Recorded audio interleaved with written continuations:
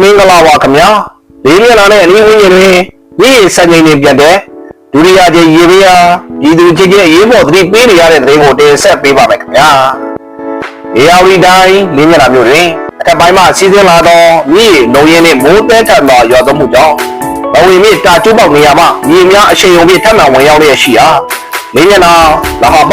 အိုင်ဇီမြို့နှင့်အတိုင်းကျောင်းဒေသများတွင်ဒုတိယကြိမ်မြေပြန်လည်စံချိန်တွေတက်လာပြီးအရေးပေါ်ရွှေ့ပြောင်းလုပ်ဆောင်ရမည်များလည်းရှိနေကြောင်းဒေသခံများထပ်မံသိရပါတယ်။လေးမျက်နှာတွင်အထက်ရေများစတင်ဝင်ရောက်လာသဖြင့်ရခိုင်ရက်ကရေကြပြီးသည့်နေရာများတွင်ရေများပြန်လည်ဝင်ရောက်လာကြောင်းလည်းသိရပါတယ်။ခလုတ်တော်ဦးရှိကြီးဝင်းနောက်ကျောထိရေပြားရောက်ရှိနေပြီးမရင်တရားမှကြီးမှာကျွန်းတော်ရွာကြားတေထောက်နေရကြောရေပြင်ကျကြီးဖြစ်ပေါ်နေကြောင်းလည်းသိရပါတယ်။ဒါဟာဘာကြည့်ရွာကြပိုင်းတွင်ရုတ်တရက်ရေတက်လာမှုကြောင့်ပြည်သူများပိတ်မိနေပြီးပြင်ဒေဆုံးလူများပါရှိတာကြောင့်လည်းသိရပါတယ်။တာကျိုးပေါက်မှရေဝင်ရောက်သည့်ပေမရေတိကြောင့်ဒီ6မိုင်ခွာသည့်အန်ဒီရရှိသောရေအမြင့်တွေရှိနေကြောင်းလည်းသိရပါတယ်။အိုင်ဒူဒေတာတွင်ရေတရေစကမ်းများသည့်ရေစီးတန်လာတဲ့ဖြင့်အရေးပေါ်တတ်မှန်ဖြစ်ကြောင်းနေရတဲ့အခြေအနေများလည်းရှိနေကြောင်းဒေသခံများထပ်မံသိရပါတယ်။အိုင်ဒူလမ်းဆောင်အထက်ကကျောင်းရှိနှင့်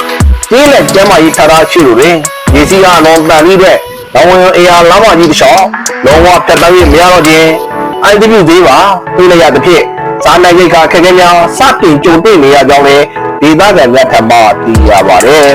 ။အတိုင်းကြောင့်တစ်မျိုးလုံးလေးပါရေမြုပ်နေပြီ။ဒီအနေနဲ့ဒီ1990ခုစံချိန်တဲ့ကျော်လွန်သွားခဲ့ပြီဖြစ်သည်။မြို့တွင်တက်တန်းသွားလာပြီးမရတော့ဘဲဒေသခံများညရင်းရေးပေါ်ပြောင်းရွှေ့နေရတယ်လို့ဒေသခံများထပ်မံသိရပါတယ်။အထက်ညာဒေသမှာရေများဆုံသွင်းလာပြီဖြစ်ရာဒါကျိုးပေါက်ဟာအချိန်မီမပိတ်နိုင်ပါက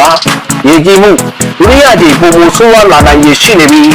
မင်းကြောင့်နဲ့ပကချောင်းတိုင်းတောင်ဘက်သို့စီးဆင်းပြီးရေကြီးကြောင်းတော့အောက်ဘက်ကြီးကျေးရွာများတွင်တဟာမရွာတဲ့တို့ရုတ်တရက်ရေတက်မိဖြစ်စဉ်များတတ်မှန်ဖြစ်ပွားနိုင်ကြောင်းဒေသခံများကသုံးသပ်ပြောဆိုထားပါတယ်။လက်ရှိရေတက်ရက်ဒီနောက်ထပ်2ရက်ခန့်ကြာရှိသေးပြီး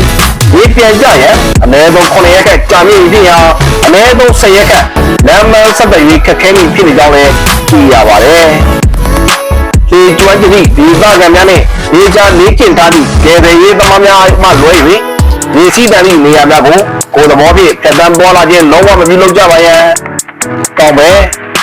အောက်ဖက်ကျော်ရှိကျေးရွာများသည်လဟာပရွာကဲ့သို့ညပိုင်းရုတ်တရက်ရေတက်လာနိုင်သဖြင့်ရေမတက်မီဘေးကရသို့ကြိုတင်ပြောင်းရွှေ့ကြပါရန်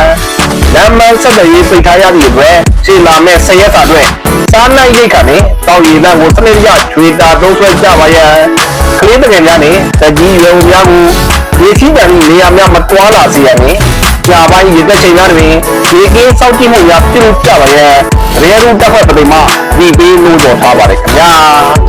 ဒီအဝိတိုင်းလေးပူဇော်ဖြစ်စေတဲ့များကိုရေရူတက်ဖွဲ့ပသိမနေ့စဉ်တင်ဆက်ပေးနေပါတယ်ခင်ဗျာ